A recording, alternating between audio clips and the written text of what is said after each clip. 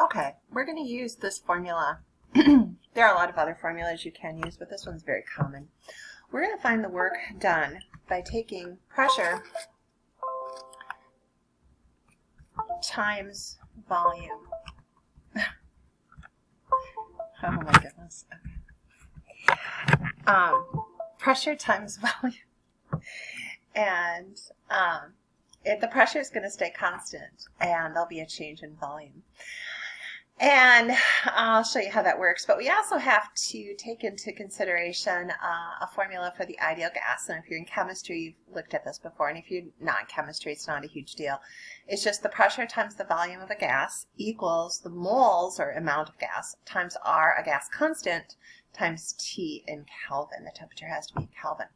Now, we can get rid of N and R as constants and just make it proportional for our purposes. Of course, you can plug amounts into and get actual numbers, but for our purposes right now, we just have to realize that pressure times volume is proportional to temperature. So let's take a cylinder that contains 0.05 moles of a diatomic gas, which doesn't really matter, and has a cross-sectional area of 0.010 meters squared. The gas is heated, making it expand. Okay, so work is positive. It's pushed up 0.04 meters, and by doing so, it can keep that pressure constant. So, how much work does the system do? Well, we can take our cross-sectional area times the distance that it got pushed up, and we have our change in volume. So keeping our pressure constant times our change in volume, we're going to get 300 joules of work. Also note that you have to have pascals and cubic meters in order to have joules. And you can break that down unit-wise from what we've done before, but you take my word for it. You have to have the pressure in pascals, you have to have the volume in cubic meters to get joules. All right, so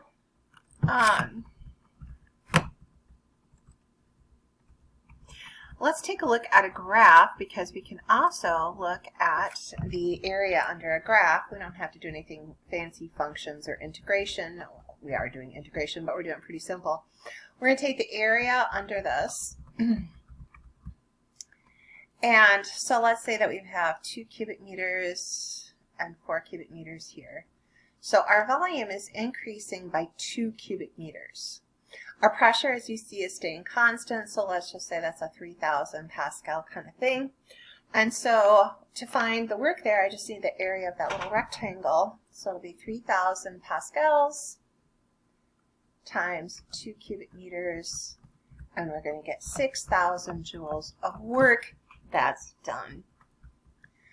All right, so let's take a look at some other processes here, and let's just look and see. We can always do some numbers too, but let's just see what we can talk about as far as negatives and positives. So this doesn't have a lot of visuals, so I have to draw them in, but we're going to have point A, point B, point C. We're going to go from A to B, B to C, and then back from C to A, so a cyclical process. They do give us a little piece of information here. This B to C process is adiabatic, and we know adiabatic means I'm trying to keep my coffee warm in a coffee cup. We don't want heat flow to the outside. We're trying to keep it insulated.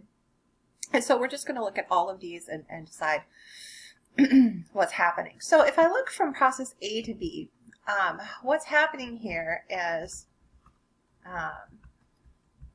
this way and this way. Increasing in volume, increasing in pressure. So when I go from A to B, my pressure increases, my volume increases. All right, so what does that tell us as we're looking at that? Well, what that tells us, first of all, if the volume is increasing, my work is positive. Okay, piston is going up. The other thing I can look at is that ideal gas law, the fact that pressure and volume, but pressure times volume, is proportional to temperature. So if these are both increasing, T also has to be increasing. If T is increasing, what that means for the change in internal energy is that it's positive. Now, the other thing we're going to look at is that formula from last video, where the change in internal energy is equal to Q minus W. So if internal energy is positive and work is positive, as we see here, Q must be positive, and in fact it has to be bigger than W. So this is where we actually do some work, but we increase our internal energy. So it's almost like we're spending money but still have a lot of money left in the bank account. Well, there better be a big influx of money coming in for that to be the case. Okay. All right, so let's do another process here. Let's go from B to C. So with B to C, we're increasing volume and decreasing pressure. So we say volume increases, pressure decreases. Well, what does that tell us? Well, first of all, as volume increases, work is positive. We are also told that Q is 0 here. It's an adiabatic process. Because with this formula, we really, if volume's going up and pressure's going down, who knows what's happening with temperature? You'd have to have some numbers to plug in and actually calculate, which is not a big deal, but we're just looking at at positives, negatives, or zeros. And so what we're going to do then is just go back to this formula and just say, well, what is internal energy if that is 0 and that's going to be positive? Well, that's U must be a negative number. So the internal energy is going down, temperature is dropping from B to C. Okay. All right, so the last process here, we're going from C to A, from C to A. So as we look at this, let's choose a different color, going from C to A, what we see happening here is that the volume is decreasing, but the pressure is constant. Now, let's look at a couple of things. First of all, if the volume is going down, that means the piston's being pushed down. Work is negative. Work's being done to the system. Now, pressure is constant, so we can look at our relationship here and say, well, if that stays constant, but that drops, then the temperature must be dropping. If the temperature is dropping, then the internal energy is negative. It's going down there. And then going back to our other equation, we can look at this and we can say, well, if our internal energy is negative, our work is negative, then Q must be negative. And in fact, bigger than W. All right, let's take a look at our last one here. And we have a cyclical process from, and it doesn't go from point A to point B. This is process A, process B, process C, and process D. So we're going to look at each of those. A couple of things they tell us here. We have a work done from A. Process A and C are isotherms. Isotherms mean that the temperature stays constant. So what that means for A and C is that our change in energy is 0 for both of these because it's isothermic. Temperature stays constant. For B and D, these are adiabatic, so we know that Q is equal to 0 for both of those. So we're going to go through the same process that we went through in the last example. I'm just going to go through with process A, and I'll just talk about the formulas rather than writing them. But what we see here is the volume increases and the pressure decreases. Well, we know from volume increase, then work must be positive. We know that the internal energy, or delta U, is 0. So 0 equals Q minus a positive here. Okay? And so Q actually has to equal W, so Q has to be positive. W is positive. All right, for process B here.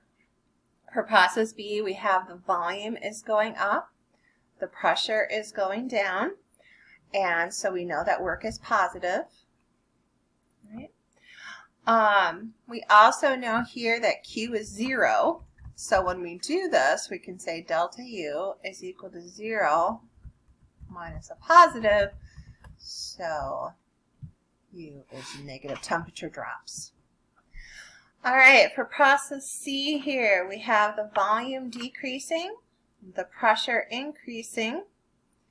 We are told that delta U is 0. We know that work has to be negative because the volume's going down. And so it can say is 0 is equal to Q minus a negative. Q has to be negative. This would be analogous to a process of compression. So we would expect the temperature to go up, but it says it's an isotherm. It says we're keeping that temperature constant. And so because of that, the temperature doesn't change, so heat must flow out to keep it at a constant temperature.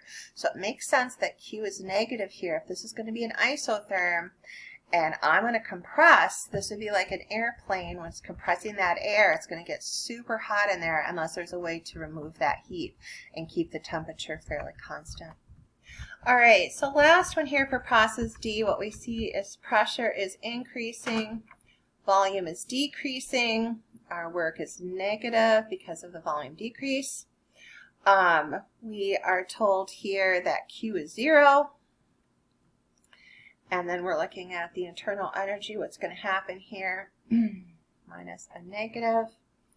And so delta U will be a positive. So the temperature is going to increase. But again, because heat flow is not allowed, because it's adiabatic, it's insulated, there's a compression, right? And you'd expect, this would be like an airplane whose air conditioner has broken. Because we're not removing any of the heat flow is 0, it's not being allowed to be removed, and there's a compression happening, the temperature is going to heat right up. So the last thing I'll leave you with here is that the internal energy of the cyclical process is 0 because it ends up where it started. So any type of cyclical process, your internal energy change will be 0. It starts where it ends there. All right, so we have one more video to go.